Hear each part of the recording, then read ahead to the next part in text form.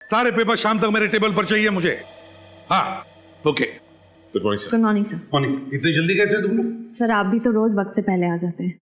दया को फोन करके कहो 3 साल पहले की शिमला मर्डर केस से उसके सारे पेपर्स ईमेल करने के लिए। सर मैं फोन कर सकती हूँ? करो। सर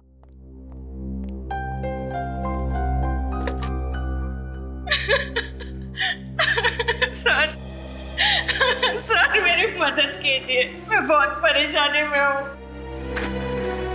आइए मैम।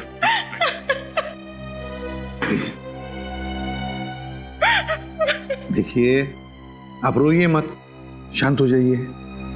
अब बताइए क्या हुआ है? कैसी परेशानी है आपको? मेरा बेटा जतिन गायब हो गया है। मैंने पुलिस में भी रिपोर्ट लिखवाई, अखबार में तस्वीर छपवाई, पर उसका कोई पता नहीं लग रहा। आखिरी उम्मीद लेके आपके पास आई हूँ, प्लीज मेरी मदद कीजिए। कब से गायब है आपका बेटा जतिन? 3 हफ्ते पहले से, 3 में से गायब है वो। वजह हो सकता है कि आपका बेटा जतिन किसी काम से बाहर गया हो और आपको बताना भूल गया हो। नहीं, ऐसा नहीं हो सकता। मेरा बेटा मुझसे बताए बिना कभी कोई काम नहीं करता सर। शायद अपने दोस्तों के साथ गया होगा। उनसे पूछताछ की आपने?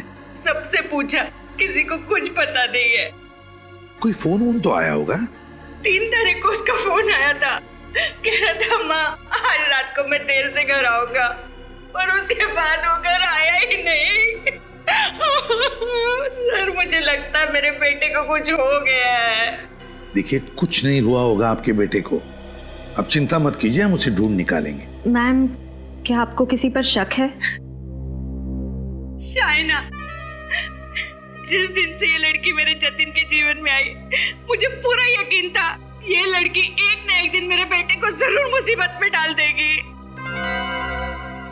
है कौन ये शाइना? शाइना कुमार छोटी सी मॉडल है। आखिरी बार मेरे जतिन इसी से मिला था। रेडी शाइना? या ready. I am clicking. Shaina मुझे दूसरा पोज दो। या दिस इज फाइन।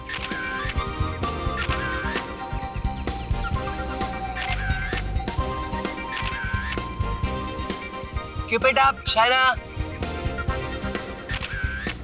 या आपको थोड़ा डिफरेंट पोज दो मुझे। Ready please. Ready.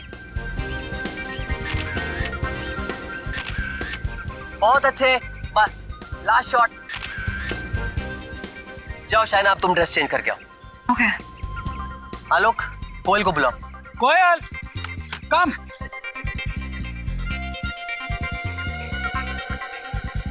Shaina, by the way, you were really good. I liked your poses. अब इसमें कौन सी नई बात है? जब चेहरा इतना खूबसूरत है तो पोसेस भी तो खूबसूरत ही होंगे ना। That's right. मैं कैसी लग रही हूँ? Well, nice. Actually, not bad. Nice. तुम्हारे साथ काम करके मुझे बहुत अच्छा लगा कोयल। मालूम नहीं, शायद दोबारा कभी मौका ना मिले। क्यों? इंडस्ट्री छोड़ रही हो क्या? नहीं, पर यूं कह लो कि मेरी जिंदगी बदलने वाली है, और फिर मुझे ऐसे छोटे मोटे प्रिंट शूट्स करने की जरूरत नहीं पड़ेगी। वाओ, तो कोई लॉटरी वॉटरी लग गई क्या? यूं ही समझ लो। कोयल फास्ट।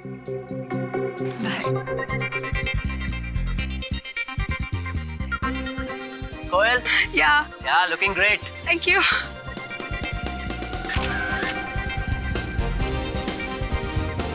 ये क्या है? मैडम आपका कॉस्ट्यूम है मैडम। वो तो मुझे भी दिखाई दे रहा है, पर इतना गंदा costume. Madam costume client decide करते हैं, हम नहीं करते। या दिस इज गुड। राकेश, मैं ये ड्रेस नहीं पहनूंगी। आई एम सॉरी, मैं ये ड्रेस नहीं पहन सकती। तुम्हें हो क्या गया शाइना? तुम्हें दिखाई नहीं दे रहा कि मैं काम कर रहा हूँ?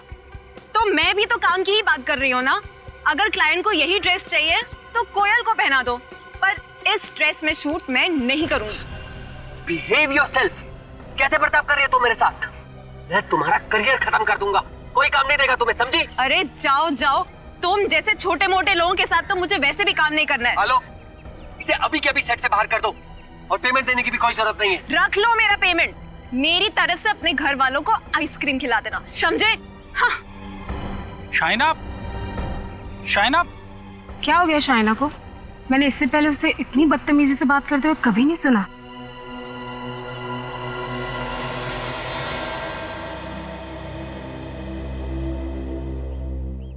तुम सर को संभालो, मैं शाइना को देखता हूं। शाइना,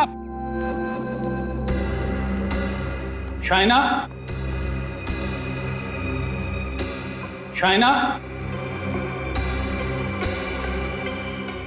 अरे मैं तो तुम्हारा दोस्त हूं, मुझसे कैसे गुस्सा? देखो आलोक, इस वक्त मेरा मूड बहुत खराब है, मुझे प्लीज अकेला छोड़ दो। देखो, तुमने जो शूट पे किया ना वो सही नहीं था। It was very unprofessional. Please, अगर तुम मुझे लेक्चर देने वाले हो ना तो साथ में थोड़ी सी रुई भी दे दो ताकि अपने कानों में लगा लूं। ओके बाबा, नो लेक्चर। बट देखो, तुम अपना मूड खराब मत करो। तुम्हें राकेश के साथ शूट नहीं करना है ना, तो मत करो, नो प्रॉब्लम। मैं तुम्हें इससे भी अच्छा प्रोजेक्ट दिलवाऊंगा। फिलहाल मुझे प्रोजेक्ट की जरूरत नहीं है, मुझे बस थोड़ी सी रिलैक्सेशन चाहिए। मैं सोना के लिए जा रही हूँ। It's a great idea. तुम स्टीम बात ले लो, इससे तुम्हारा गुस्सा भी थोड़ा ठंडा हो जाएगा। अच्छा सुनो, उस लंगूर का जब शूट खत्म हो जाए ना तो मुझसे आके मिलना। Okay, take care.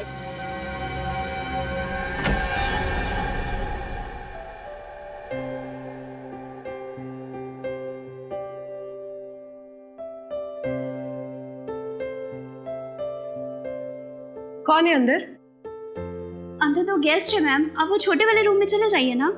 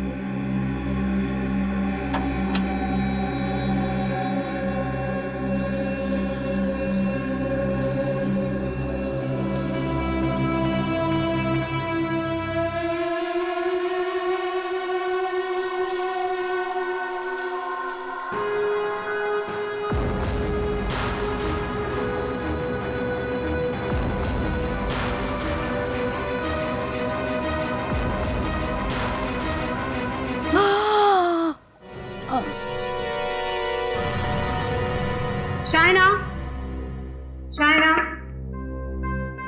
Shaina,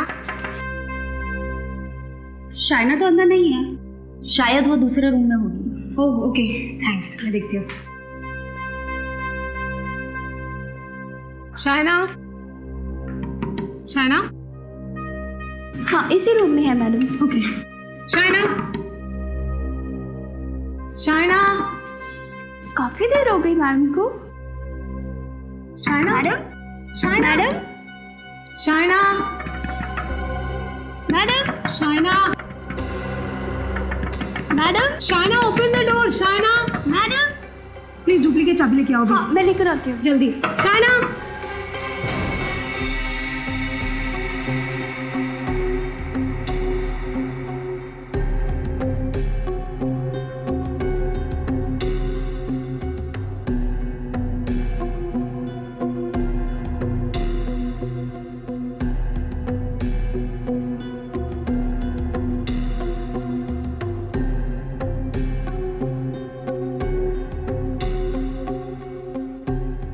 sir, हाँ, जतिन की माँ कह रही थी कि जतिन के किडनैपिंग के पीछे इस शाइना का हाथ है और अब ये मर चुकी है।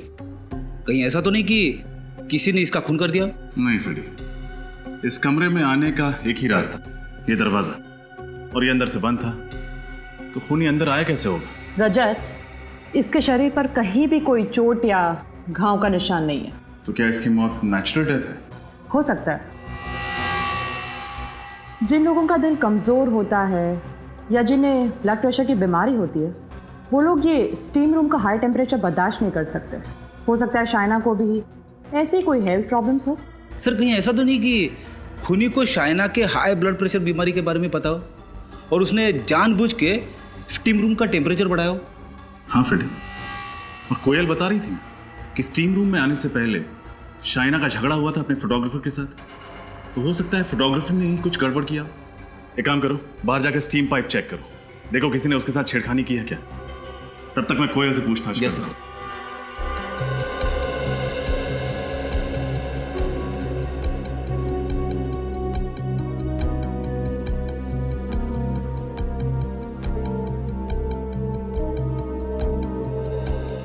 कोयल, शाइना को कोई हेल्थ प्रॉब्लम थी? कोई ब्लड प्रेशर की बीमारी या क्या उसका दिल कमजोर था? नहीं सर, वो तो बहुत ही हेल्थी थी, बहुत फिट रहती थी वो तो बल्कि अपनी डाइट और अपनी वर्कआउट्स का इतना ध्यान रखती थी, बहुत डिसिप्लिन थी वो। आप दोनों इस बगल वाले स्टीम रूम में थे ना? जी सर। तो क्या आपने शाइना की चीखने चिल्लाने की आवाज सुनी थी? नहीं सर, ऐसी तो कोई आवाज नहीं आई। तुमने सुनी थी? नहीं सर, मैंने भी कोई आवाज नहीं सुनी। तुम यहीं पे थी ना, कहीं बाहर तो नहीं चली गई थी? नहीं सर, मैं तो पूरे दिन यहीं पे थी।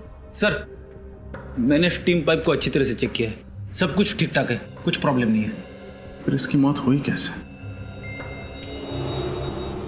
स्टीम पाइप में कोई गड़बड़ी नहीं, लाश पे कोई निशान नहीं, और एक अच्छी खासी 23-24 साल की लड़की ऐसे ही मर गई। हो नहीं सकता। फ्रेडी, जाके देखो आलोक कहाँ है।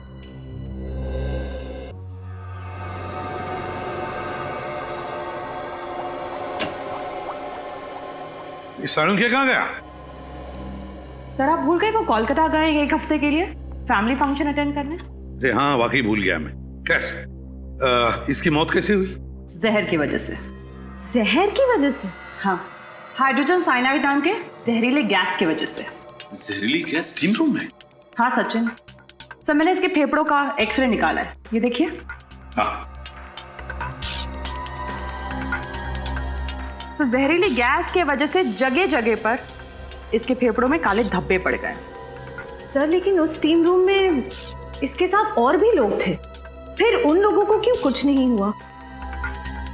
क्योंकि वहां शाइना स्टीम रूम में अकेली ही थी और कोई नहीं था वहां पर। सोच समझ के बड़े प्लानिंग के साथ किया ये खून। लेकिन सर शाइना ने तो स्टीम रूम में जाने का प्लान आखिरी वक्त पे बनाया, तो खूनी को कैसे पता लगा इसके बारे में? जरूर नजर रख रहा होगा उस पर, और जैसे सही मौका मिला खत्म कर दिया शाइना को। सर यानी खूनी कोई शाइना के पास वाला ही है? बिल्कुल, लगता तो ऐसा ही है। और एक बात सर, ये गैस इतनी जहरीली होती है कि इंसान के शरीर में जाते ही 10-15 सेकंड के अंदर इसकी मौत हो जाती है। ओह, तो इसीलिए बेचारी मदद के लिए चीख चिल्ला नहीं पाई, क्योंकि जैसे ही गैस उसके फेफड़ों में गई कुछ ही पलों में इसकी मौत हो गई। पता लगाना पड़ेगा स्टीम रूम में यह हाइड्रोजन साइनाइड गैस आया कहां से।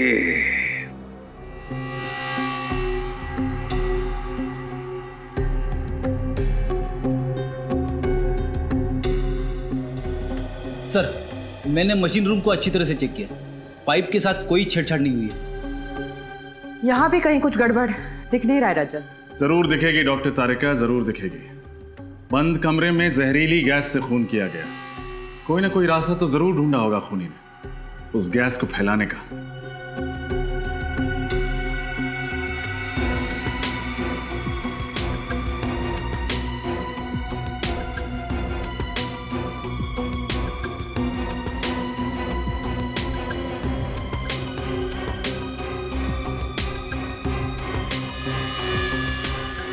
सर, हाँ,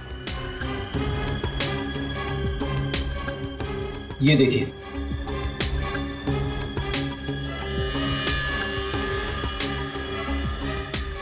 लगता है ये छेद कीड़ों ने किया है। आपके यहाँ पे टर्माइट प्रॉब्लम है क्या? कुछ महीने पहले थी, पर अब नहीं है।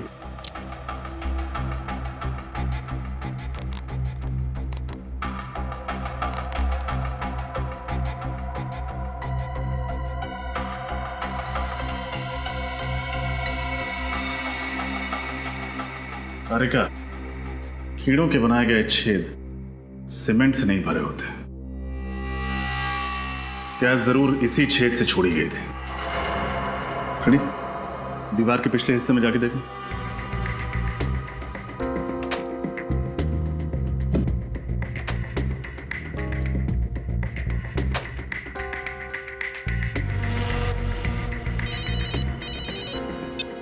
हाँ फ्रेडी।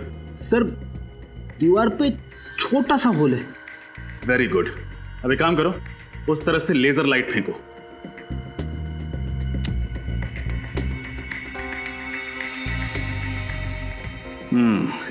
ये देखो,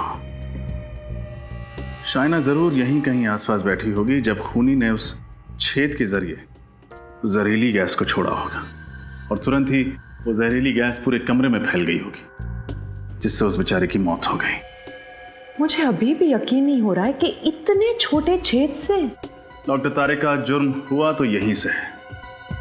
कोई ना कोई अनोखा तरीका अपनाया होगा उस खूनी ने जहरीली गैस को इस छेद के जरिए छोड़ने का। सर, अब क्या करूं? वापस आ जाओ। अब शाइना के कमरे में चलना है, शायद वहीं इस पहेली का हल मिले।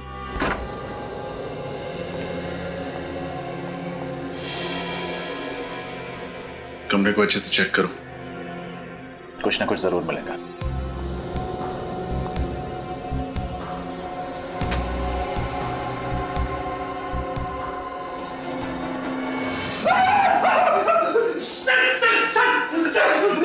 क्या हुआ? ये देखिए सर, कितने सारे कॉकरोचेस। सर, मुझे कॉकरोच से बहुत डर लगता है। घर में एक भी कॉकरोच दिखे ना तो मैं इधर उधर दौड़ने लगता हूँ। यहाँ तो कॉकरोच की फौज है। रिलैक्स फ्रेडी, सब मरे हुए हैं। मरे हो तो क्या हुआ, कॉकरोच ही है ना। इस कमरे में और कहीं एक भी कॉकरोच नहीं मरा है। सारे कॉकरोचेस यहीं आकर मरे। इस बैग के पास, बैग को खोल के देखते हैं।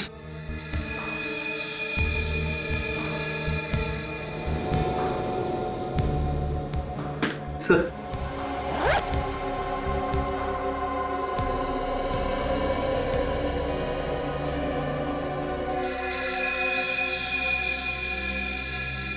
अरे, कोयल की फोटो और आईडी भी कोयल का ही है।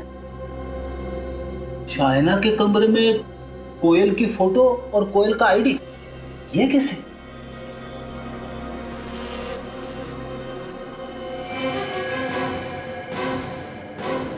क्या हुआ? पता नहीं, कुछ जेल जैसा है। जो भी है खतरनाक है। एक बात तो पक्की है, जितने भी ये कॉकरोचेस मरे हैं इसी जेल की वजह से मरे हैं। डॉक्टर तारिका, ये जेल हो क्या सकता है? ये तो लैब में टेस्ट करके पता चलेगा। सचिन, शाइना की मौत की वजह भी यही जेल है जिससे वो सारे कॉकरोचेस मरे थे। क्या? शाइना की मौत की वजह ये जेल है? हाँ, मैं दिखाती हूँ कैसे।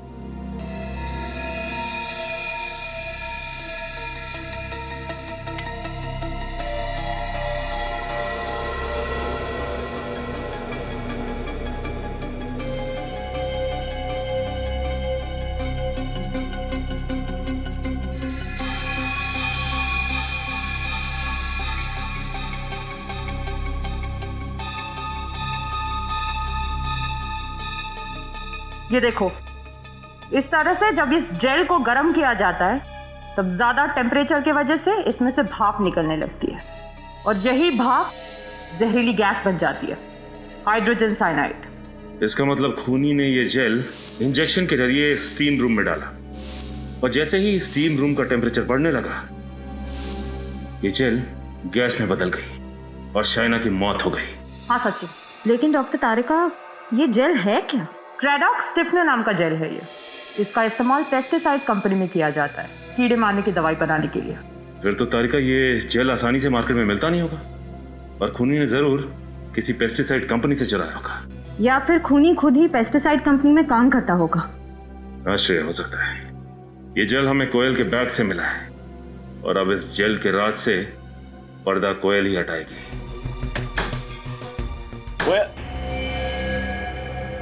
दरवाजा खुला पड़ा।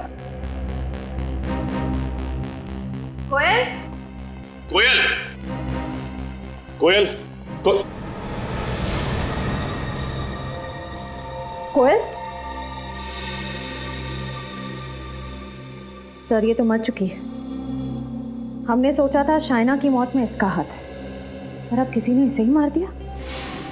जरूर खूनी को पता चल गया होगा कि हम यहाँ आने वाले हैं।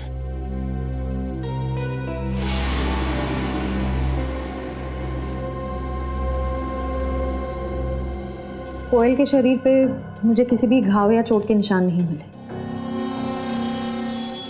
इसकी आंखों को देखो, बहुत ज्यादा खुली हुई हैं। हाँ सर, और मुंह भी खुला हुआ है, और नाक पे निशान भी है। ऐसा तभी होता है जब इंसान की मौत दम घुटने से हुई हो। एक सेकंड। अरे, लिपस्टिक का निशान। जरूर इसी तकिए से इसका दम घोटा गया। श्रेया, पूरे घर की अच्छी तरह तलाश लो, कुछ ना कुछ जरूर मिलेगा।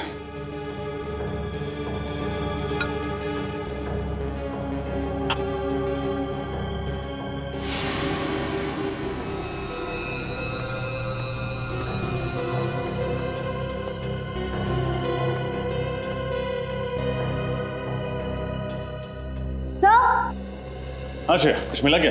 हाँ सर। सर ये देखिए, कुर्सी गिरी हुई है, लैपटॉप खुला हुआ है, और सीडी की ट्रे बाहर निकली हुई है। हो सकता है खूनी ने ही सीडी चोरी की हो। सर लेकिन उस सीडी में ऐसा क्या हो सकता है? जो भी हो, लेकिन कोयल उस खूनी को अच्छी तरह जानती थी। इसका मतलब ये कि खूनी का इस घर में जबरदस्ती घुसने का कोई निशान नहीं। दरअसल हुआ यह होगा कि कोयल ने खूनी के लिए दरवाजा खोला होगा, उसे अंदर लेकर आई होगी, सीडी चलाई होगी। सीडी देखते वक्त खूनी ने कोयल पर हमला किया होगा।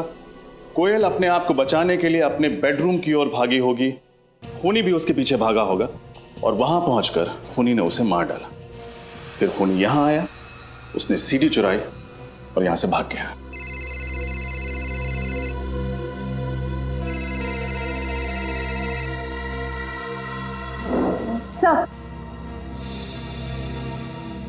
सर किसी शेफाली का फोन था।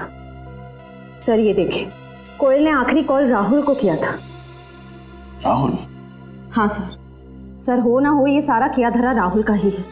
उसने पहले शाइना और कोयल को मार डाला और जतिन को किडनैप कर रखा है। श्रेया, इस केस की शुरुआत उस रिसोर्ट से हुई थी। हमें जो कुछ पता चलेगा वहीं से पता चलेगा। एक काम करते हैं, रिसोर्ट वापस चलते हैं। ये क्या कह रहे हैं सर? शाइना जी के खून में हमारे किसी स्टाफ वाले का हाथ है? हाँ, क्योंकि आपके स्टाफ की मदद के बगैर ये खून हो ही नहीं सकता। सर प्लीज थोड़ा धीरे बोलिए ना। अगर किसी ने सुन लिया तो हमारे रिसोर्ट को ताला लग जाएगा। अच्छा, वो तो आप सच नहीं बताएंगे तो भी ताला लगना ही है।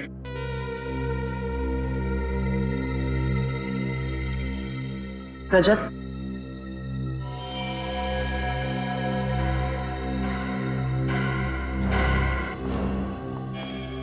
क्या हुआ? आपकी तबीयत तो ठीक है ना? इतना पसीना क्यों आ रहा है? वो मैम, आज गर्मी बहुत है ना, इसीलिए। यहाँ का एसी इतना ठंडा है, मगर मेम साहब को पसीना आ रहा है। फ्रेडी, मुजरिम को फ्रिज में भी बिठा दो, पसीना तो छूट ही जाता है।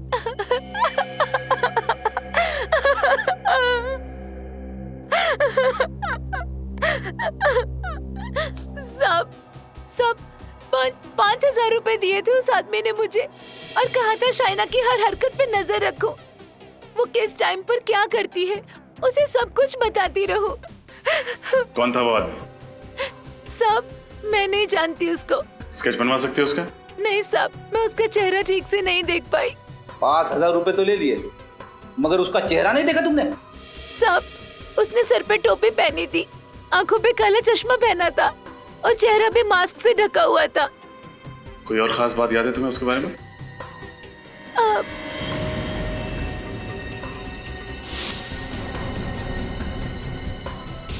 उसकी टोपी पे आरपीसी लिखा था।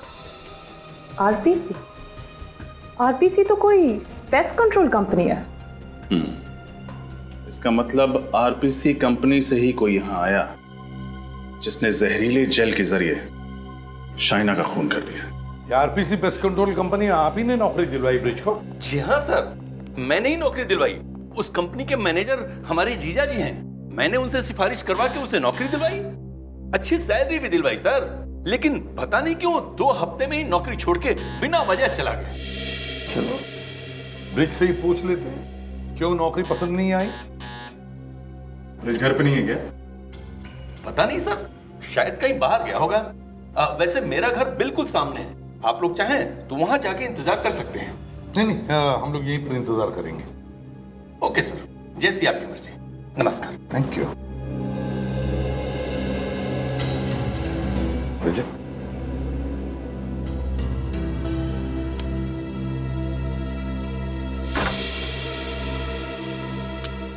सर ब्रिज ने जरूर वो केमिकल चुराने के लिए आरपीसी कंपनी ज्वाइन की होगी। एक बार उसने शाइना का खून कर दिया तो वो कंपनी छोड़ दी और कहीं जाके छुप गया। घर का कोना कोना छान मारो, कोई ना कोई सुराग तो हमें जरूर मिलेगा।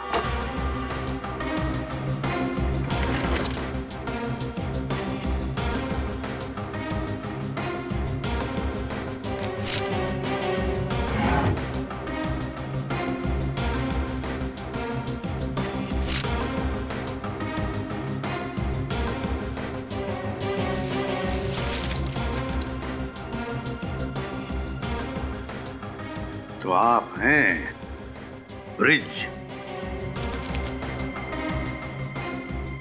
सर सर ये देखिए, शाइना की फोटो ब्रिज के तकिए के अंदर से मिली। अच्छा, तो कहीं किसी ने ब्रिज को शाइना को मारने की सुपारी तो नहीं दी थी? सर ब्रिज के घर पे भी वही दवाइयां हैं जो शाइना की कार से मिली थी। हाँ, ये तो वही दवाइयां हैं। सर हो सकता है शाइना ब्रिज को पहले से जानती हो और ये दवाइयां उसने ब्रिज के लिए खरीदी हो। शायद ये भी तो हो सकता है इन दोनों ने किसी तीसरे के लिए दवाइयां खरीदी है। डॉक्टर तारिका बता रही थी कि ये दवाइयां अक्सर उन मरीजों को दी जाती हैं जिनको एक्सेसिव ब्लड लॉस हुआ। ये दवाइयां उन्हें दी जाती है जिनका बहुत सारा खून बह गया है। तो फिर जरूर शाइना ने ये दवाइयां अपने लिए तो नहीं खरीदी है। सर ये दवाइयां ब्रिज के लिए भी नहीं होंगी, क्योंकि अगर ब्रिज घायल है तो ये दवाइयां अपने साथ ले जाता, घर पे छोड़ के क्यों जाता? इसका एक ही मतलब है, ये दवाइयां किसी तीसरे के लिए है, किसी तीसरे आदमी के लिए जिसे ये दोनों बचाना चाहते हैं। पर है कौन ये तीसरा आदमी?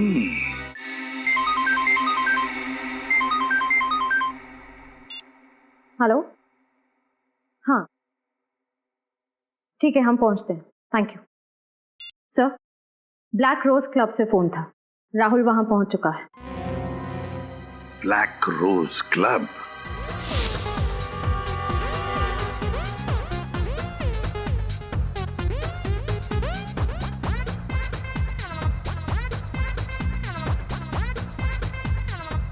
अरे जी हाँ, अरे करवा देंगे, चिंता मत करो। हाँ हाँ, hello sir. Rahul sir Rahul वहाँ क्रीम कोट में है, वो देखिए रेड शर्ट पहना है उसने। वो वहाँ पे देखा कैसे उछल उछल के डांस कर रहा है? ऐसा लग रहा है जैसे इसके पैंट में चूहा घुस गया है। एक काम करते हैं फ्रेडी, हम भी इन्हीं की तरह उछलते हैं, चलो।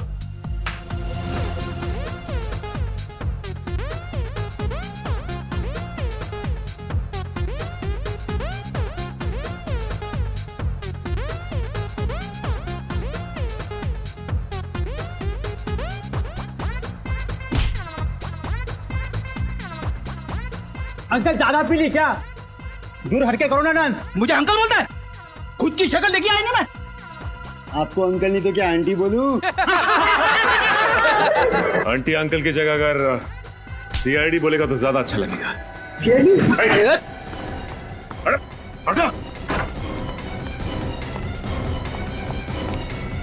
अरे गया कहाँ? घड़ी इतनी जल्दी कहीं भाग के नहीं जा सकती, यही आसपास कहीं छिपा होगा। देखो।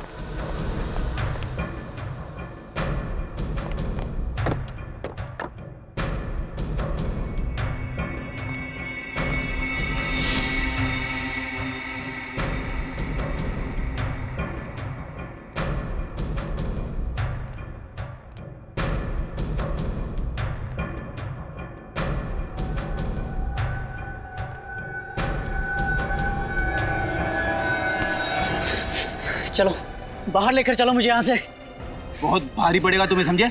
सीआईडी को गन मत दिखाना, ज्यादा होशियारी नहीं। चलो यहाँ से, चलो जल्दी चलो, पछताओगे। यहाँ से बाहर जाना चाहता है ना तो हम ले चलते हैं तुझे। हाँ मैंने ही मारा है, मैंने ही खून किया सर जतिन का। क्या तुमने जतिन का खून कर दिया? हाँ सर, उसको और शाइना को क्लब में अक्सर जाते आते देखता था मैं। बहुत जलन होती थी मुझे। शाइना से मुझे पहली नजर में प्यार हो गया था, और उस दिन शाइना बहुत खूबसूरत लग रही थी।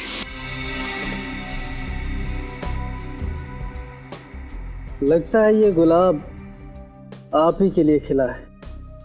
अच्छा, और तुम्हें कैसे पता? क्योंकि ये गुलाब भी आप ही के चेहरे की तरह हसीन है। देख, मुझे लगता है कि तुझे बहुत ज्यादा चढ़ गई है। अभी निकल और कहीं और जाके ट्राई मार। तो चुप करना, दिख नहीं रहा बात कर रहा हूं मैं। फिलहाल तो तू अभी निकल, मैं तेरे जैसे सड़क छाप बंदों के मुंह नहीं लगना चाहता। हट। शाइना के सामने इतनी बड़ी बेइज्जती मुझसे बर्दाश्त नहीं हुई सर, मुझे बहुत गुस्सा आया। जतिन, मैंने चाकू लिया और गोप दिया जतिन के पेट में। शर्म आनी चाहिए तुम्हें, प्यार जैसे पवित्र रिश्ते को बदनाम कर दिया तुमने। कैसा प्यार फ्रेडी? अगर ये शाइना से प्यार करता ना तो उसका खून नहीं करता। शाइना का खून? सर मैंने नहीं मारा शाइना को। खून तो क्या मैं उसे चोट पहुंचाने तक की नहीं सोच सकता सर। झूठ मत बोलो, तुमने ब्रिज को पैसे दिए थे शाइना को मारने के लिए। ब्रिज? सर ये नाम तो पहली बार सुन रहा हूं मैं। अच्छा, पहली बार सुन रहे हो? और कोयल का नाम ये भी पहली बार सुन रहे हो? कोयल शाइना की फ्रेंड? हाँ, कोयल शाइना की फ्रेंड, उसे भी मार दिया तुमने। उसे क्यों मारूंगा सर? मैंने नहीं मारा सर उसे। क्यों मारूंगा? मरने से ठीक पहले उसने तुम्हें फोन क्यों किया था? हा? सर वो मुझे कोई सीडी देने की बात कह रही थी। मुझे ये तो नहीं पता कि वो सीडी में क्या था, लेकिन वो इतना जरूर कह रही थी कि अगर वो सीडी किसी के हाथ लग गई तो मेरी जिंदगी बर्बाद हो सकती है। सर ऐसा क्या हो सकता है उस सीडी में? बड़ी कुछ तो जरूर ऐसा था उस सीडी में जो मुजरिम के लिए बहुत जरूरी था, और इसीलिए कोयल का खून हुआ है। जतिन के खूनी को तो पकड़ लिया, अब कोयल के खूनी को पकड़ना है। कोयल के खूनी तक हमें अब ब्रिज पहुंचाएगा।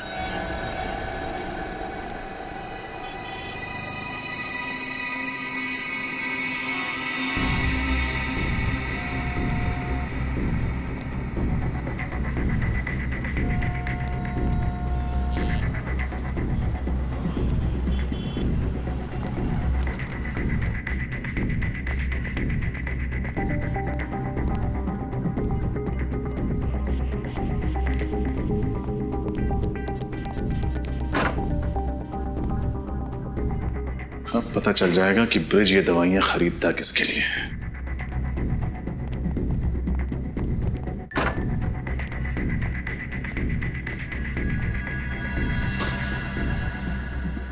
ये लो दवाई। तुम्हें आते किसी ने देखा तो नहीं? नहीं। गुड। दवाई? पहले मेरे पैसे। पैसे? पैसे तुम्हें दे तो दिए थे। अरे वाह, खुद मलाई में नहा रहे हो और मेरे सामने रोटी के 2-3 सूखे टुकड़े डालकर एहसान जता रहे हो। देखो ब्रिज, इतना लालच अच्छा नहीं होता। अरे यही तो मैं तुझे भी समझाना चाहता हूं। वो सीडी मैंने देख ली है, अब अगर तूने मेरे साथ 50-50 नहीं किया तो वो सीडी मैं सीआईडी को दे दूंगा। बेईमानी का काम भी ईमानदारी से किया जाता है, और तू मुझे सीआईडी की धमकी दे रहा है? धमकी नहीं, चेतावनी। कल तक मुझे मेरे पैसे नहीं मिले तो तेरे घर पर सीआईडी वाले मेहमान बनकर आएंगे। मेरा क्या होगा ये देखने के लिए तुम जिंदा रहोगे तब ना। शांति बच्चों, शांति। जब हर बात का हल शांति से निकल सकता है तो फिर हिंसा क्यों? सीआईडी? श्रेय, देखो कौन है?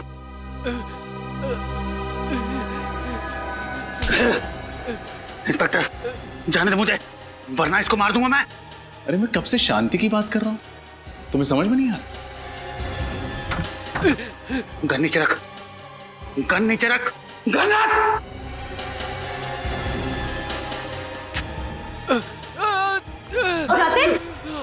हट पे जाए।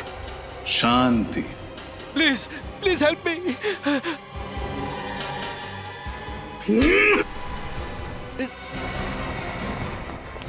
रुक, रुक जा, नहीं तो गोली मार दूंगा। अभी भी भाग रहा है। सीआईडी से आज तक कोई नहीं भाग पाया। सर, इस जुर्म का प्लान शाइना ने तब बनाया था जब राहुल ने गुस्से में आकर जतिन को चाकू मारा था। और फिर उसकी जुर्म के प्लान में तुम हिस्सेदार बन गए। हाँ सर, आलोक और शाइना दोनों मिलकर मुझे ब्लैकमेल कर रहे थे। सर, मुझे पता ही नहीं चला कि शाइना ने कब मेरे जुर्म को उस कैमरे में रिकॉर्ड कर लिया। ज्यादा मासूम बनने की जरूरत नहीं है। भले ही जतिन की मौत ना हुई, लेकिन उसे चाकू मारकर तुमने बहुत बड़ा अपराध किया है। इसके लिए तुम्हें मेरा एहसानमंद होना चाहिए। सर, अगर मैं जतिन का सही वक्त पे इलाज ना करवाता तो उसकी मौत हो जाती। सर, चुप! एक को बचाकर दूसरे को मारा है तुमने। और क्यों बचाया जतिन को? अपने स्वार्थ के लिए। और जब पैसों की लालच और भी बढ़ गई तो शाइना को भी खत्म कर दिया है ना, ताकि ब्लैकमेल का सारा पैसा तुम अकेले हड़प कर जाओ। वाह! और आलोक की इस काम में पूरी मदद की ब्रिज तुमने। जब जुर्म की सीडी तुम्हें शाइना के घर से नहीं मिली तब तुम कोयल के घर पहुंच गए वो सीडी ढूंढने के लिए। आलोक ने मुझसे कहा था कि शाइना सीडी अपने घर पे रखने की बेवकूफी नहीं करेगी, कोयल के घर पर जाकर चेक करो। तो कोयल को भी मार दिया उस सीडी के लिए। आज तक कोई भी गुनहगार सीआईडी के चंगुल से बच नहीं पाया है। अब जेल की सलाखों के पीछे बैठकर प्लानिंग करते रहना, फांसी का ऑर्डर आने तक।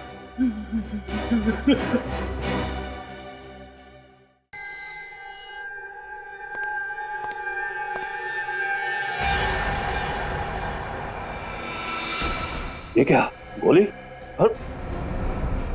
दोनों तो मर गए। ये कैसा हुआ?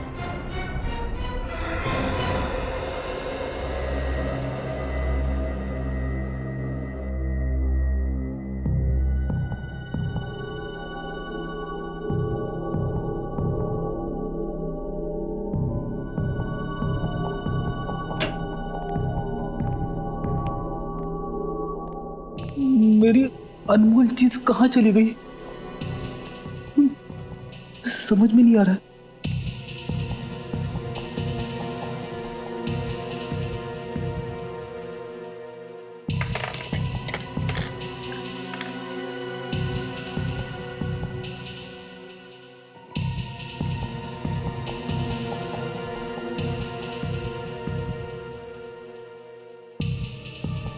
एसीपी साहब का डेस्क चेक करूं क्या? अरे नहीं, अगर उन्हें पता चल गया तो वो मुझ पे बहुत गुस्सा हो जाएंगे।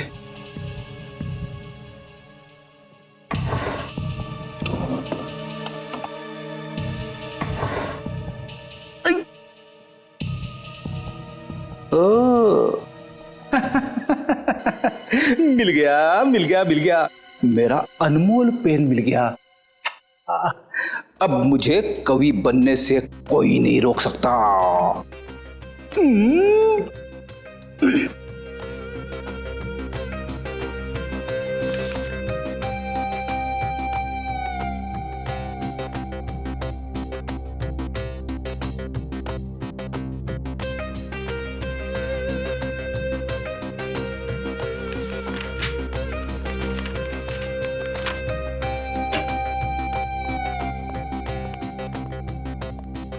क्या बात है फ्रेडी? अपने आप से क्या बातें कर रहे हो? बात ही कुछ ऐसी है। भाई ऐसी क्या खुशी की बात है, हमें भी तो बताओ। सुनना तो आपको पड़ेगा ही। मैं जानता हूं सर, एक आप ही है जो मेरी कला की कदर करते हैं। तुम्हारी कला की कदर? ये कागज क्यों फैला है यहाँ पे? इन्हें कागज मत कहिए सर, ये एक कवि के दिल के अनमोल रतन है। कवि के दिल के अनमोल रतन? लेकिन ये कवि कहाँ है? यहीं पे है, इसी बीरो में, आपके सामने खड़ा है। तुम कवि भी हो? क्या बात है। मैंने ऐसी ऐसी कविताएं लिखी है सर, जिन्हें सुन के आपका दिल पसीज जाएगा, आपकी आंखों में से आंसू बहने लगेंगे। तो क्या बात है, सुनाओ। सुनाऊं?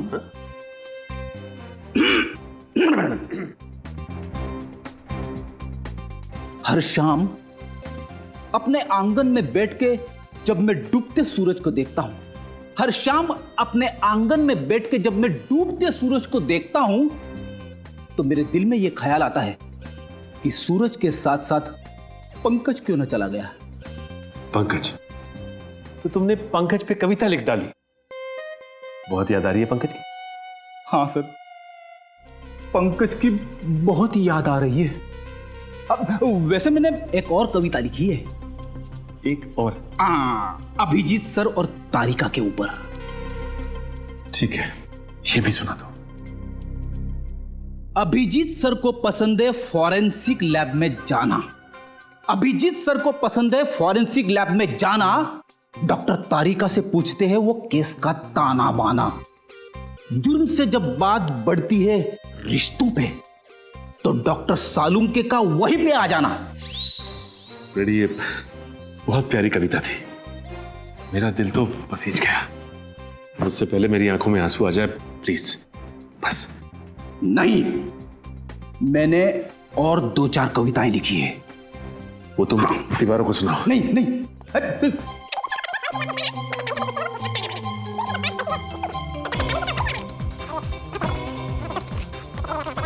प्लीज फ्रेडी, बस बस प्लीज। थैंक गॉड, सही समय पे फोन आ गया। हेलो? क्या खून? दो खून हो, वो भी जेल में?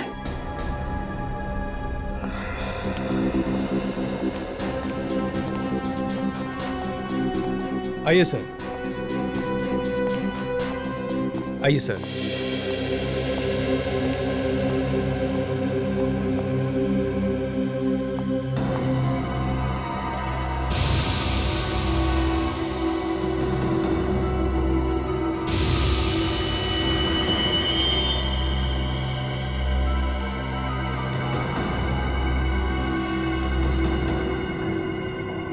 शरीर पे और कहीं भी कोई चोट या जख्म का निशान नहीं है। इसकी मौत गोली लगने की वजह से ही हुई है।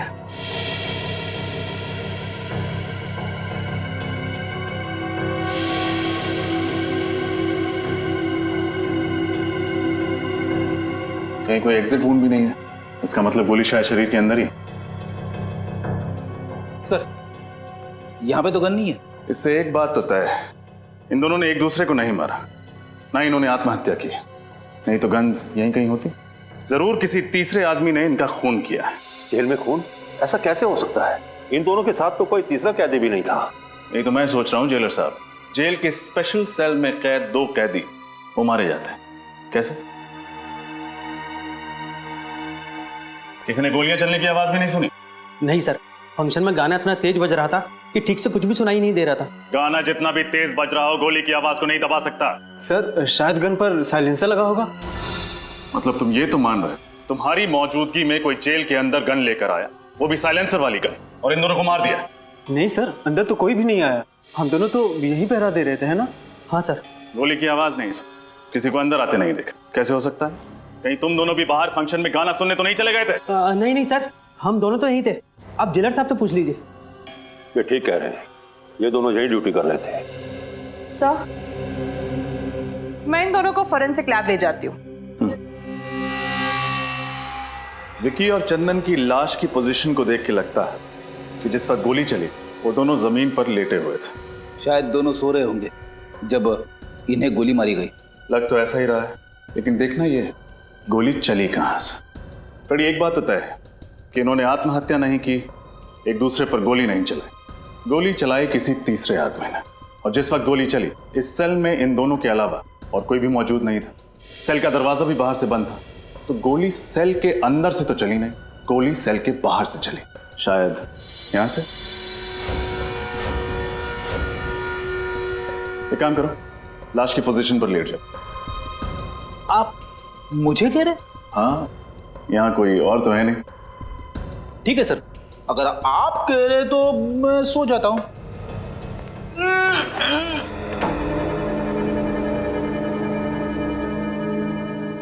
Ready ready? अरे सर, सचमुच गोली मत मार देना। घबराओ मत, बंदूक खाली है। यहां से पूरी बंदूक को अंदर घुसाना तो मुश्किल है, बाहर से भी गोली चलाई होगी तो जाके लगेगी सामने वाली दीवार में। इस एंगल से विक्की और चंदन को गोली मारना तो नामुमकिन है। गोली यहां से तो नहीं चली होगी, तो फिर गोली कहां से चली? हो सकता है वहां से, रोशनदान से। मगर रोशनदान तो काफी ऊंचा है और उस पर नेट लगी हुई है। सो तो है फ्रेडी। एक काम करते हैं, मैं बाहर जाके रोशनदान को चेक करता हूँ, तुम जाके जेलर साहब से मिलो, उनसे विक्की और चंदन के बारे में पूछताछ करो। उठ जाऊं? जेलर साहब बाहर हैं, उठना तो पड़ेगा ही।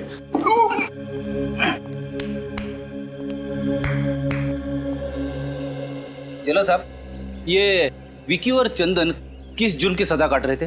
ये दोनों बैंकों और अमीर लोगों के घरों में घुसकर चोरियां किया करते थे। ऐसे कैदियों को स्पेशल सेल में नहीं रखा जाता ना? ठीक है, ज्यादातर हम लोग ऐसे खूंखार कैदियों को स्पेशल सेल में रखते हैं जिन्होंने खून वगैरह किया। तो फिर आपने उन्हें वहां पे क्यों रखा है? नाक में दम कर दिया था इन्होंने, रोज किसी न किसी के साथ मारा मारी झगड़ा, इसलिए मैंने इन दोनों को दूसरे कैदियों से अलग कर दिया। झगड़ा मारा मारी? फिर तो काफी दुश्मन बना लिए होंगे इन दोनों ने इस जेल में। कोई भी कैदी इन्हें पसंद नहीं करता था। जेलर साहब, खून किसी कैदी ने किया है, लेकिन सर उनकी सेल के बाहर हमेशा सिक्योरिटी गार्ड का पहरा रहता था।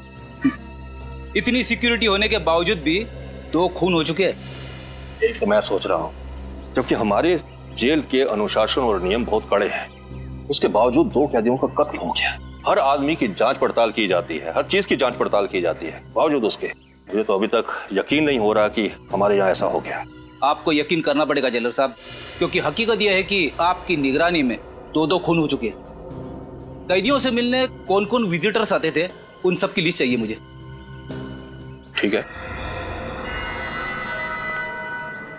ये रोशनदान तो काफी ऊंचाई पर है, यहां तक पहुंचने के लिए उन्हीं को या तो एक ऊंचा स्टूल या फिर सीढ़ी की या घोड़े की जरूरत पड़ी होगी, लेकिन ऐसा कोई भी सामान यहां तक लाना या फिर यहां से ले जाना बहुत मुश्किल है।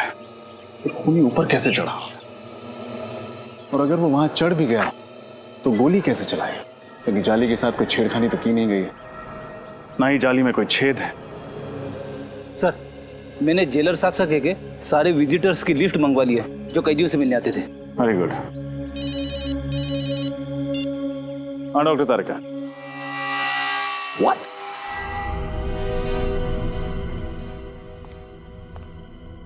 क्या तारिका जी, आपने तो मेरा दिमाग ही घुमा दिया। मैं क्या कर सकती हूँ रजत, मैं वही कह रही हूँ जो सबूत मुझे बता रहे। ये दोनों कैदियों पर 2 अलग अलग एंगल से ही गोलियां चली है। लेकिन अलग अलग एंगल से कैसे? विक्की पर जो गोली चली है वो करीबन 60 डिग्री एंगल से चली है। 60 डिग्री? मतलब गोली यहां से चली? हाँ, और चंदन पर जो गोली चली है वो करीब 20 डिग्री एंगल से चली। 20 डिग्री? मतलब यहां से? हाँ। तो क्या खूनी ने घुटने पे बैठकर गोली चलाई थी? अब एंगल तो यही दिखा रहा है। हाँ, मेरा दिमाग और भी चकरा रहा। आपका कहना है कि गोली सेल के अंदर से चली, लेकिन यहाँ किसी भी तीसरे आदमी के होने की कोई संभावना है? हमने पूरा सेल चेक किया, यहाँ कोई भी खुफिया रास्ता नहीं, सिर्फ एक रास्ता है लोगों के अंदर आने का, और वो है ये दरवाजा। सर, ये किसी अंदर वाले का काम तो नहीं है? हो सकता है। ये लीजिए सर, जो जो इन कैदियों से मिलने आता था उन सारों नामों की लिस्ट। Thank you.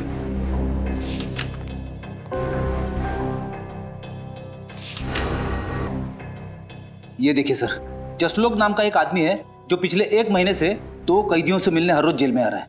दोनों कैदियों के नाम? मुन्ना और जकोटा। मुन्ना और जकोटा से मिलते हैं। जल्दी आओ।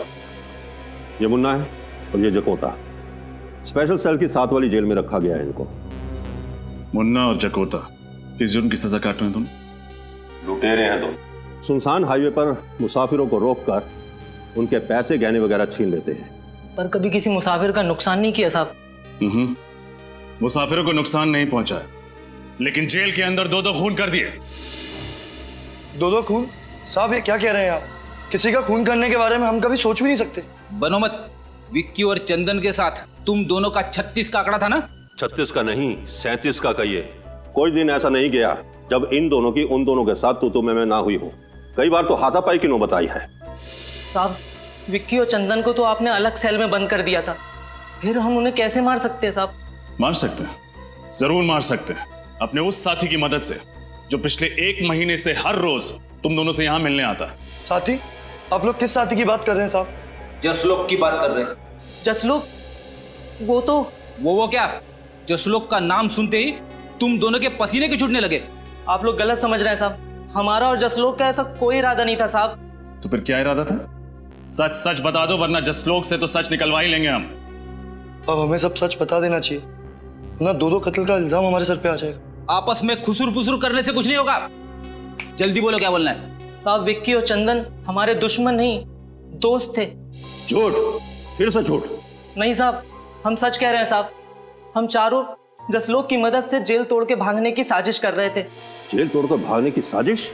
हाँ साहब, इसीलिए उस दिन हमने जेल में झगड़े का नाटक किया था, ताकि आप लोगों को हमारे ऊपर शक ना हो। इतना बड़ा धोखा, इतनी बड़ी साजिश। देखो, अगर ये बात गलत निकली ना तो। आप फिक्र मत कीजिए जेलर साहब, जब भी जसलोक हमारे हाथ लगेगा सच तो बाहर आ ही जाएगा। किसी और पर शक है आपको?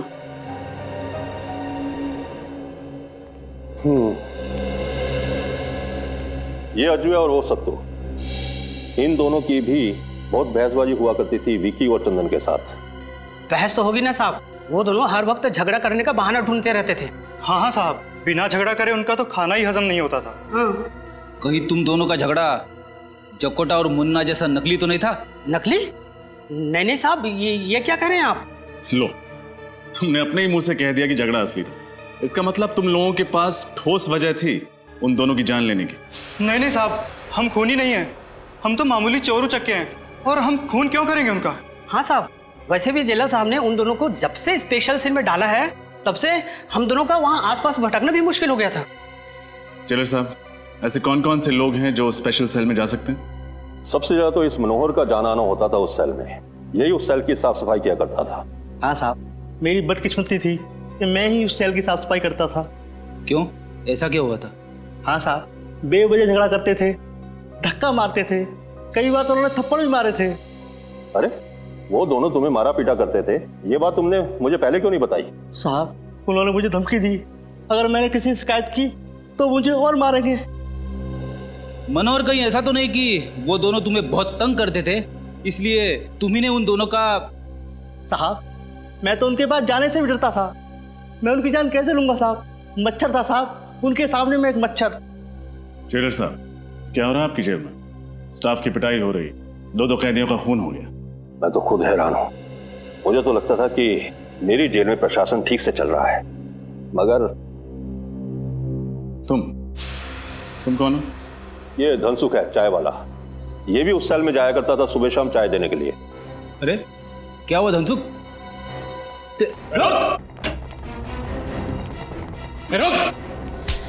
मुझे छोड़ दीजिए साहब, मुझे छोड़ दीजिए। क्यों छोड़ दे? मैंने कुछ नहीं किया। कुछ किया नहीं तो बात क्यों रहा था? मैं डर गया था साहब। बेगुनाह लोग डरते नहीं है, समझे? क्या तुम्हारा भी कोई झगड़ा हुआ था उनके साथ? नहीं साहब, मुझसे तो दोनों प्यार से बातें करते थे। आखिरी बार चाय कब देने गए थे उन्हें? यही कोई 7:30-8 बजे के करीब। यानी फंक्शन शुरू होने से पहले? हाँ साहब, पर मैं अंदर नहीं गया। क्यों? अंदर क्यों नहीं गए? साहब, मेरी चाय खत्म हो गई थी, इसलिए मैं बाहर से ही वापस आ गया। लेकिन सेल के पास तो गए थे ना? कुछ तो देखा होगा तुमने, क्या उस वक्त दोनों ठीक थे?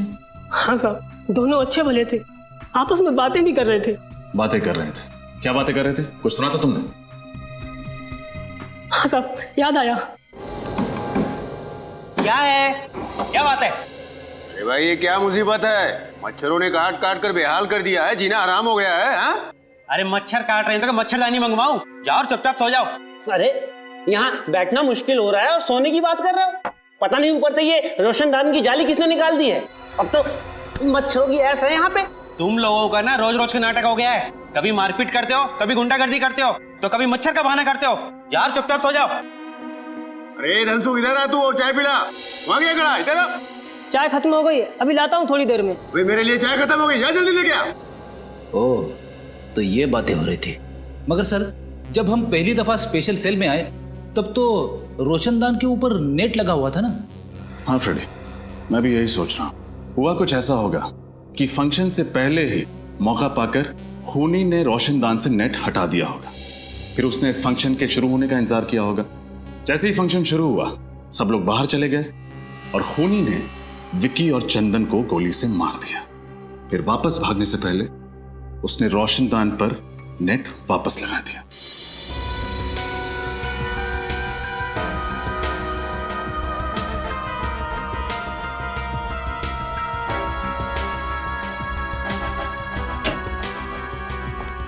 सर, ये रहा जसलोक। बड़ी मुश्किल से हाथ लगा है। 9-2-11 होने के फिराक में था।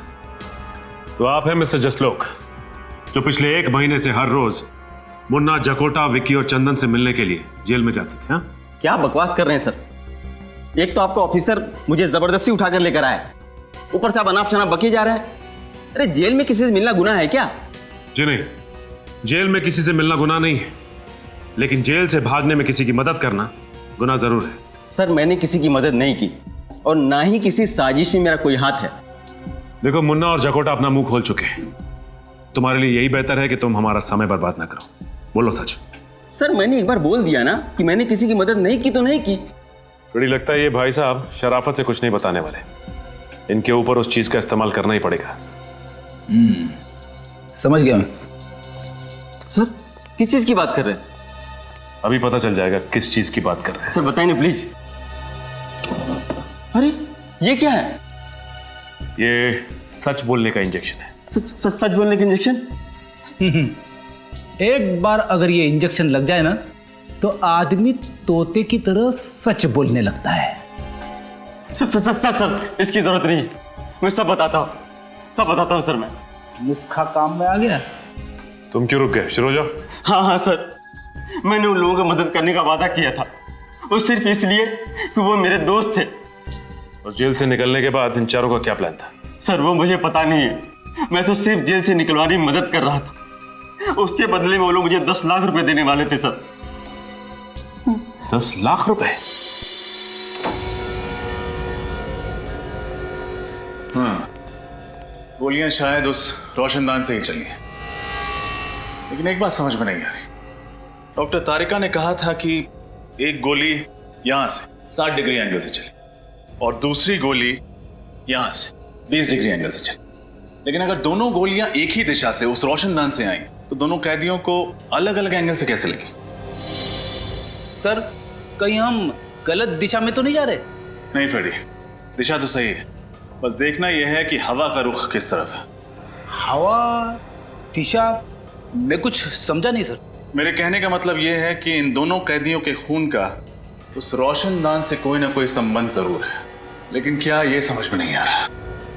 कहीं खूनी रोशनदान से तो अंदर नहीं आया? क्या फ्रेडी, रोशनदान का साइज देखा है तुमने? इतने छोटे से रोशनदान से एक पूरा इंसान अंदर कैसे आ सकता है? अरे तो क्या सर, गन खुद उड़ के आई अंदर? क्या कहा तुमने? नहीं सर, नहीं, शायद सही कहा तुमने। हाँ, गन उड़ के ही सेल के अंदर आई। गन उड़ के अंदर आई? हो सकता है गन किसी ऐसी चीज के साथ जुड़ी हुई जो उड़ सकती, जैसे कि कोई खिलौना। हाँ सर, वो छोटे छोटे खिलौने होते हैं ना, वो हेलीकॉप्टर्स, एरोप्लेन, जिन्हें रिमोट कंट्रोल से उड़ाया जाता है। एग्जैक्टली। दरअसल हुआ कुछ ऐसा होगा कि खूनी रोशनदान के उस तरफ नीचे खड़ा हो, उसके हाथ में रिमोट कंट्रोल होगा, उसने इस रोशनदान के जरिए हेलीकॉप्टर को अंदर भेजा होगा हेलीकॉप्टर में एक कैमरा फिट होगा जिसके जरिए खूनी देख सकता था कि हेलीकॉप्टर कहां जा रहा है। इसके अलावा हेलीकॉप्टर में एक मैकेनिज्म होगा जिससे वो दोनों गोलियां चली होंगी, जिससे कि विकी और चंदन की नींद में ही मौत हो गई। ओह, अब समझ में आया गोलियां दो अलग अलग एंगल से कैसे चली है।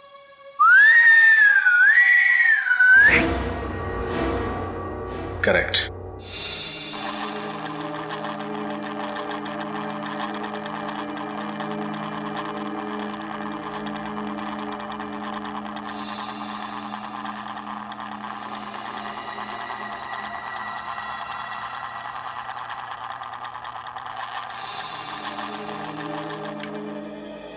वो हेलीकॉप्टर भी कुछ इस तरह का होगा, इससे ज्यादा बड़ा नहीं हो सकता, नहीं तो फिर वो उस रोशनदान से सेल में घुस नहीं पाता। इसका मतलब ये काम किसी अंदर वाले का ही, जिसे ये अच्छी तरह से पता था कि रोशनदान की लंबाई और चौड़ाई कितनी है। हो सकता है ये आदमी कोई जेल का कैदी या फिर जेल का ही कोई आदमी, क्योंकि बाहर का कोई आदमी इतनी प्लानिंग से खून नहीं कर सकता। सर, ये मुजरिम भी क्या नए नए तरीके निकालते हैं खून करने के लिए। अगर इतना दिमाग किसी अच्छे काम में लगा दें तो समाज का कितना भला हो सकता है। हाँ, ये बात तो है श्रेया, खूनी ने दिमाग तो बहुत लगाया इसमें। रिमोट वाला हेलीकॉप्टर और रिमोट वाली गन। और इस तरह का हेलीकॉप्टर बाजार में तो मिलता नहीं होगा।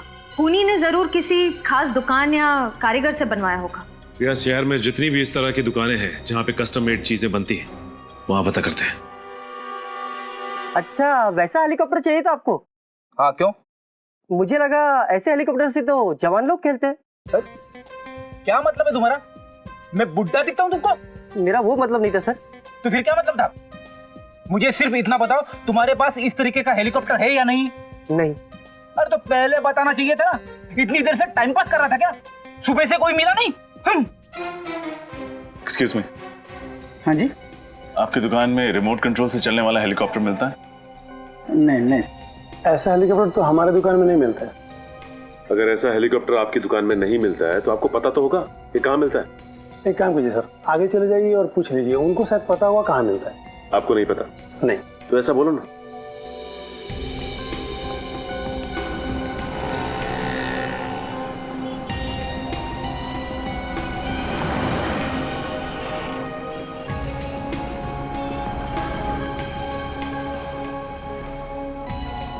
उस तरफ से नहीं मिला? नहीं, उस तरफ भी कुछ नहीं। क्या फ्रेडी, तुम्हारा चेहरा लाल क्यों? कुछ नहीं सर, कुछ भी नहीं मिला। उधर एक दुकान है, चल के पूछना।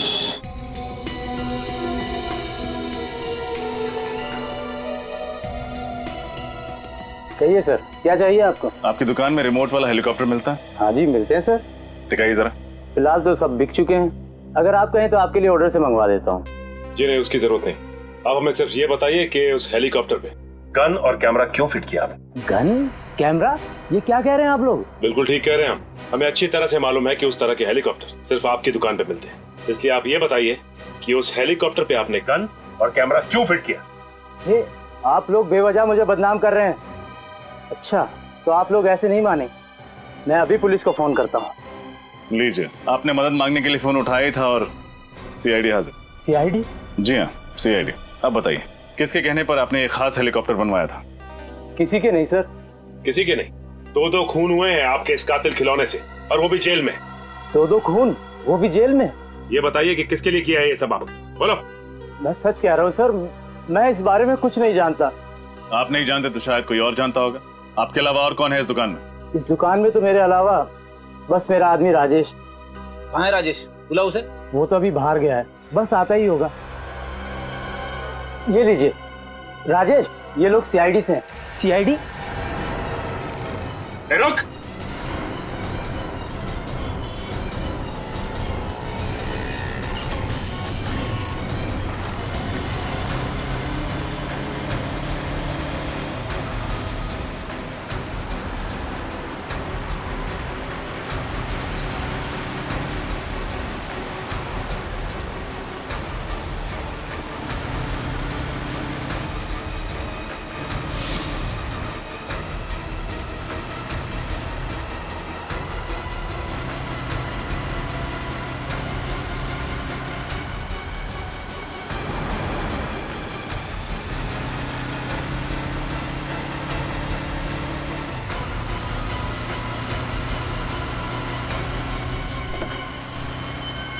तेरी तो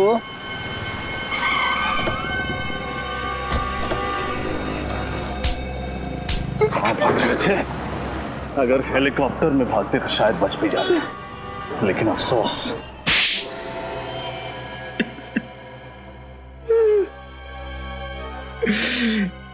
गलती हो गई साहब। मैंने जो कुछ भी किया पैसों के लिए किया। उस आदमी ने मुझे 50,000 रुपए दिए थे हेलीकॉप्टर में गन फिट करने के लिए। पैसों के लालच में तुमने एक खूनी की मदद की? हाँ? गलती हो गई साहब, दोबारा ऐसी गलती कभी नहीं करूं। जेल से निकलोगे तो दोबारा करोगे ना? किसने पैसे दिए थे? पता नहीं, उसका ना तो नंबर याद है, ना एड्रेस और नहीं नाम। चेहरा याद है उसका? शक्ल थोड़ी थोड़ी याद है उसकी। कम से कम कुछ तो याद आया इसे श्रेया। इससे स्केच बनवा लेते और अपने क्रिमिनल डाटाबेस में चेक करते। हो सकता है ये कोई पुराना अपराधी हो। देखो रिंकू, अगर तुम्हारी खबर गलत निकली ना तो सोच। क्या साहब, रिंकू की खबर आज तक गलत निकली है? जो अब निकलेगी। जिस कबूतर की आपको तलाश है उसने यहीं पे घोंसला बना रखा है, यही है उसका घर। ये है जगन का ठिकाना। ठीक है रिंकू, ये रखो तुम अपने पास।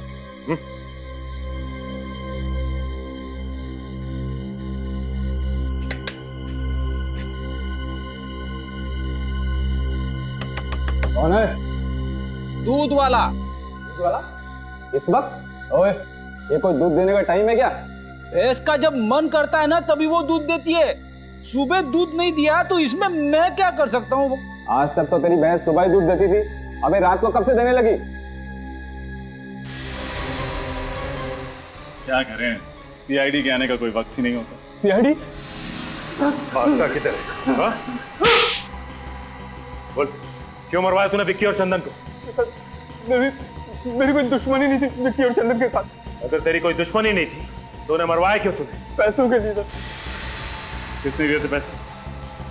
बताओ, किसने दिए थे पैसे तुम्हें ये सब काम करवाने के लिए?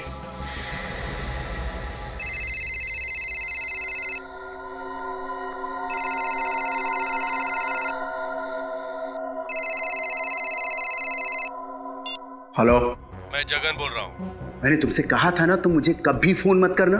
देखो, मैं तुमसे मिलना चाहता हूँ। तुम्हारा दिमाग तो खराब नहीं हो गया? देखो, तुम्हें मुझसे मिलना ही पड़ेगा, नहीं तो मैं। नहीं तो क्या धमकी दे रहे हो मुझे? आज रात 9:30 बजे ज्वाला रोड इंतजार करूंगा। अगर नहीं आए तो? नहीं आए तो क्या कर लोगे? हेलो हेलो, नहीं आया तो क्या कर लोगे?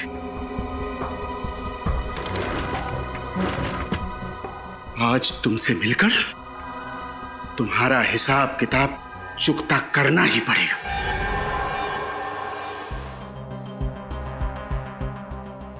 अब तो मैंने आप लोगों का काम कर दिया है, अब मैं जाऊं सर? अरे ऐसे कैसे जाने दे? अभी तक तो तुमने इंसाफ का आटा गूंदा है, प्रायश्चित की रोटी तो पकानी अभी बाकी है। इंसाफ का आटा, प्रायश्चित की रोटी? मैं कुछ समझा नहीं सर। तुमने खूनी को हमारे बनाए हुए जाल में तो बुला लिया, लेकिन तुम्हारा काम अभी खत्म नहीं होता है। उसे गिरफ्तार करने के लिए तुम्हें हमारे साथ चलना होगा। नहीं सर, मैंने उसे धमकी देकर उसे बहुत गुस्सा दिला दिया। अगर मैं वहां गया ना तो वो मुझे भी मार डालेगा। बड़ा डर लग रहा है तुम्हें मौत से? उस वक्त एक बार भी नहीं सोचा जब जेल में 2 कैदियों को मौत के घाट उतारने की प्लानिंग चल रही थी? सर, मैंने जो कुछ भी किया उसके लिए मैं बहुत शर्मिंदा हूँ। मैं आप लोगों से वादा करता हूँ सर कि आज के बाद मैं कोई भी गुनाह नहीं करूंगा। कैसे करें तुम्हारे वादे पे यकीन? एक जुर्म की सजा काट के आए हो और दूसरा गुनाह कर बैठे। सर, मेरे लिए नहीं तो कम से कम मेरे बीवी बच्चों के लिए मुझे माफ कर दीजिए। मेरे बिना उनका भविष्य अंधकार में हो जाएगा। बड़ी फिक्र है ना तुम्हें अपने परिवार की? जुर्म करते वक्त एक बार भी ख्याल नहीं आया उनका? सर, मुझे एक मौका दे दीजिए अच्छा इंसान बनने के। मैं आप लोगों को कभी शिकायत का मौका नहीं दूंगा और आप लोग जैसा कहेंगे मैं वैसा करने को तैयार हूं सर। ठीक है, जिसका भी हाथ है इन सब के पीछे वो जल्द से जल्द हमारी गिरफ्त में होगा।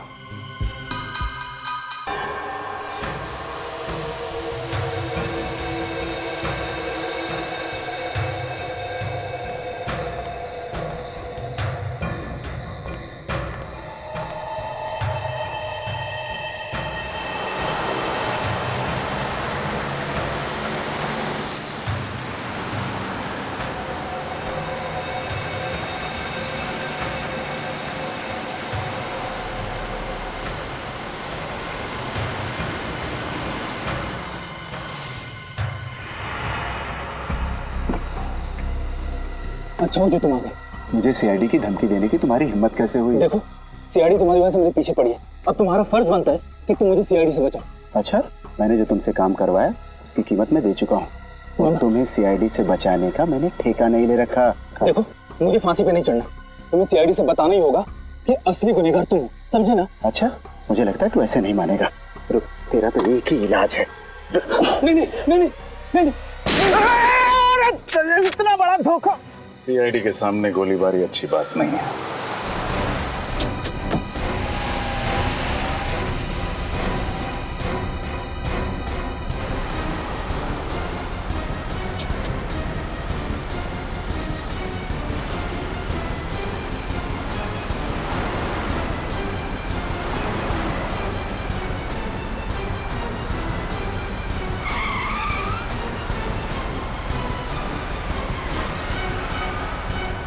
जिस तरह से गाड़ी चला रहा है कहीं किसी को नुकसान ना पहुंचा दे।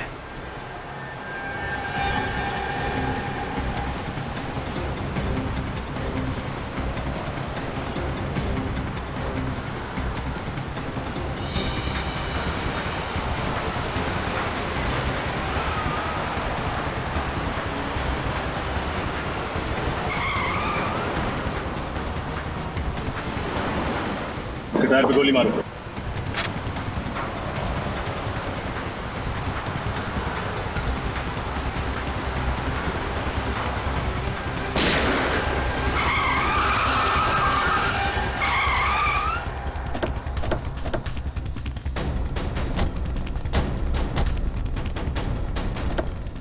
विजय बाबू, खेल खत्म तुम्हारा। चल जाने दो मुझे, चल जाने दे। जाने दे। शर्म आनी चाहिए तुम्हें, कानून की सेवा करते हो और दो कैदियों का खून कर डाला।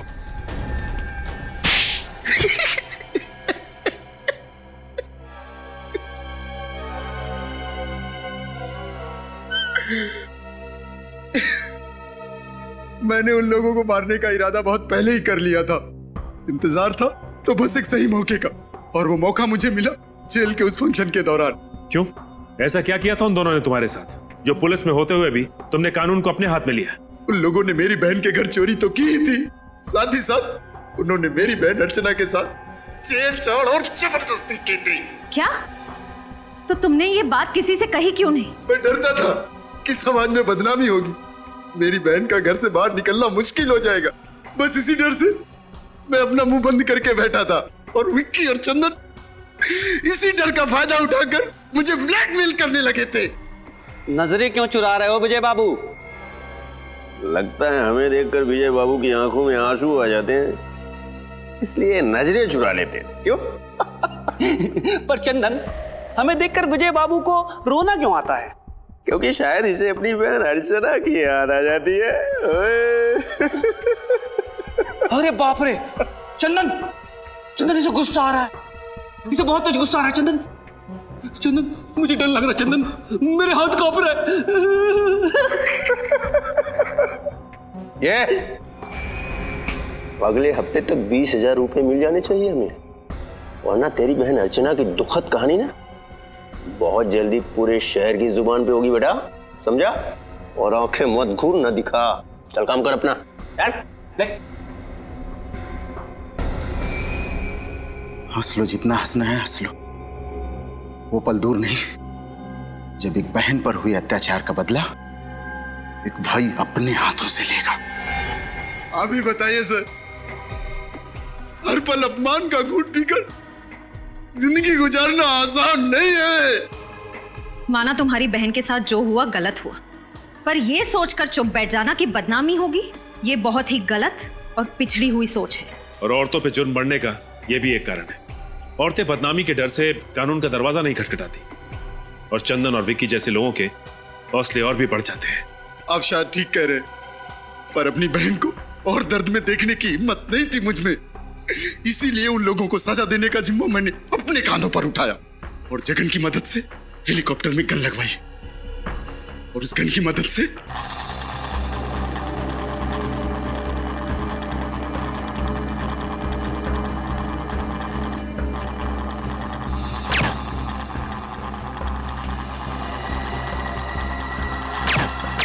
माना कि तुमने जो किया अपनी बहन का बदला लेने के लिए किया, पर अगर बदले की आड़ में हर इंसान जुर्म करने लगे तो समाज में जंगल राज फैलने में देर नहीं लगेगी।